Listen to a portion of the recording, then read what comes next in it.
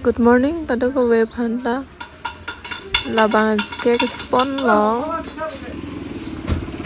Garen na we gas long sigasimar lo. Labang remenet ten lo. Kitching bin kijut anang lang non. Labang ke pineapple flavor si kipi. Aso cake labang ke adap sinang order.